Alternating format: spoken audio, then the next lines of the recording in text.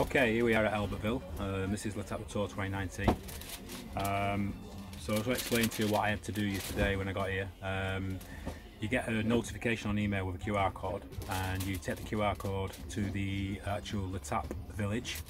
As soon as you walk through the door, you choose, obviously you get notification of what gate or what sort of thousands you're going to be in. And now I'm in 13,000 to 1399 or 13999. And then basically you show the QR code on your phone or you print off or whatever, and then she gives you this, which basically is your race number. It's got English and French instruction on the back, and inside of here it's got your physical race number, which you obviously forward safety pins to the back of your cycling top. Then you give you a race number to go on the front of your bike. They give you 3 cable ties. You have to punch little holes out yourself there.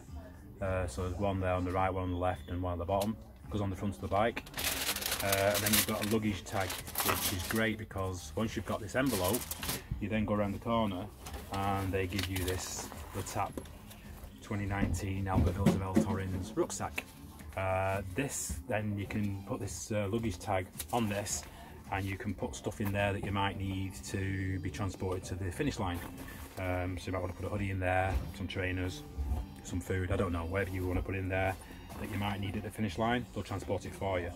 Once you've got that, they then write an S on the envelope so that it says that you received it.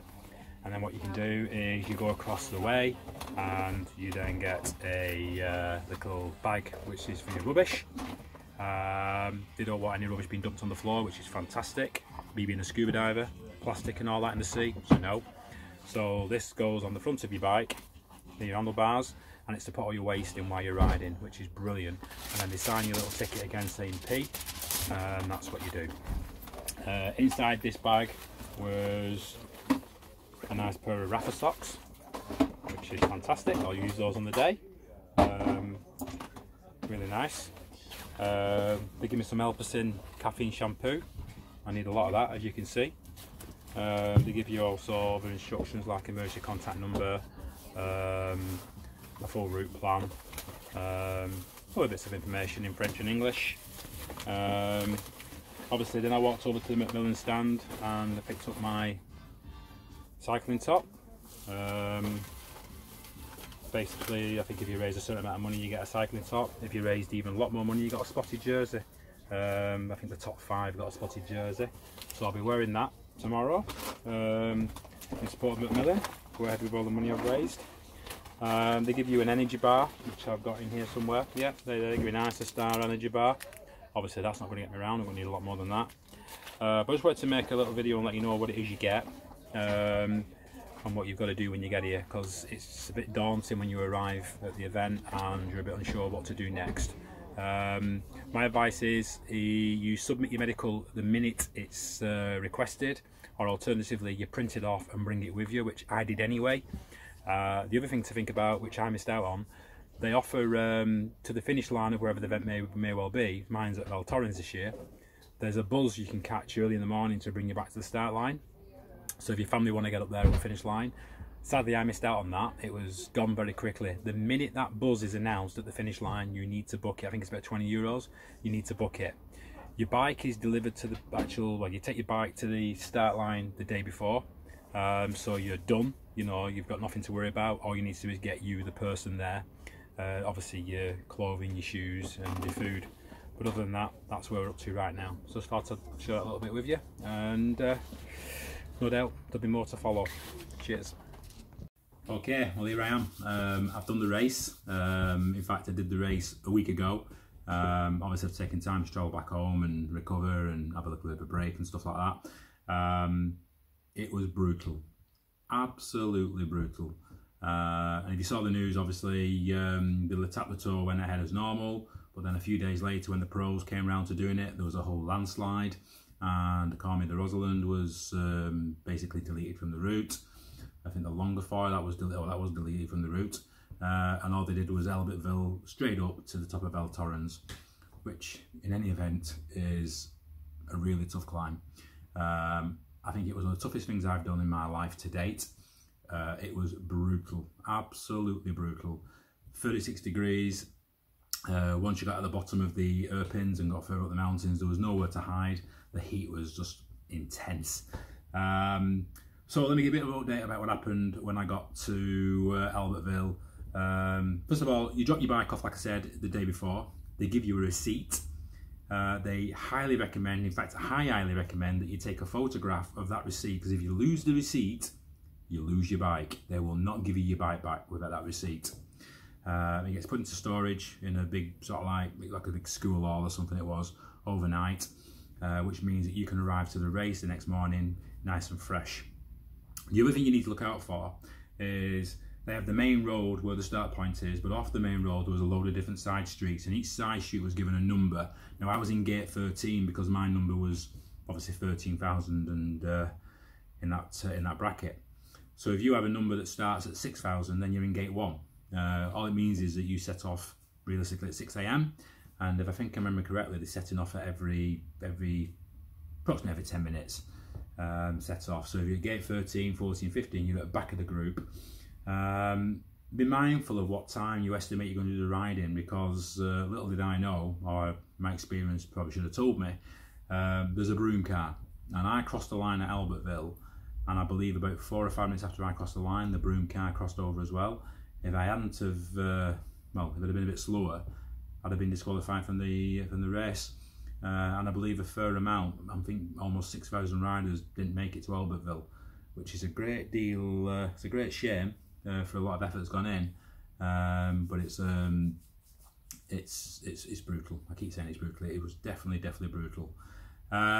So what did I get? Well, at the finish line, I got my medal, which is fantastic, which I will cherish forever. It's a beautiful medal. No, I believe I've got a personalised one coming as well, because I've got my time on the back. Now, I train really hard, or so I thought I'd train really hard, and I dieted. I lost about 33 pounds in weight, and I quit alcohol for about 6 months, etc, etc. And now where I live, just outside Manchester in the UK, we've got some hills around here, but they're not mountains. And on the day with the heat, I cramped up quite a lot. Truth is, I don't think I trained hard enough. There's no way on earth did I train hard enough. So obviously I'm disappointed with my time. I said I'd never do it again. It was that tough. And then we were about 30 minutes of finishing. I've got myself booked on for next year, and I've dragged a few mates along as well, so they can be punished as well. You also get a finisher's beer, which for me was my first drink I had in 6 months, which was great because you get a little souvenir as well, the tap finisher. Fantastic. It was amazing, yeah, absolutely amazing day. I just thought I'd put this video together just to give you a heads up about what you can expect as somebody's going to the race for the first time. Not entirely sure what's going on. You know, it's a little bit confusing, it's a bit nervous, it's daunting. So I tried this video, well, I've done this video to try and take away some of the fear factor. Next year I'll be a bit more experienced, probably still be as nervous. And obviously, as you probably already know, they change the route every year. They do, I think it's pretty much the toughest stage of the Tour de France each year. But yeah, I'm just trying to think if there's anything else I can advise you on that that you might need to know. I think I've covered everything. But if you've got any questions or anything, drop me a message down below and I'll answer it, you know, as best as I can. And if you're really considering doing Letape Du Tour, do it. It's amazing, but make sure you train really, really hard for it. I.e., train for what the event represents. I completed it, but I don't think I did enough training. In all honesty, I dropped the weight, but I cramped up. Saying that, a lot of younger riders than me were stopping and cramping up. Obviously, a lot of people didn't finish it. But then saying that, some older riders who apparently were a lot fitter than me finished it as well in a lot faster time. Comes down to the individual on the day, I think. But yeah, any questions, reach out to me and I'll answer as best I can. It's just that I couldn't find anything online that basically documented the whole process from when you actually get to the village, to the race, etc. Yeah, all right, thank you very much for watching, and I hope it's been helpful. Take care.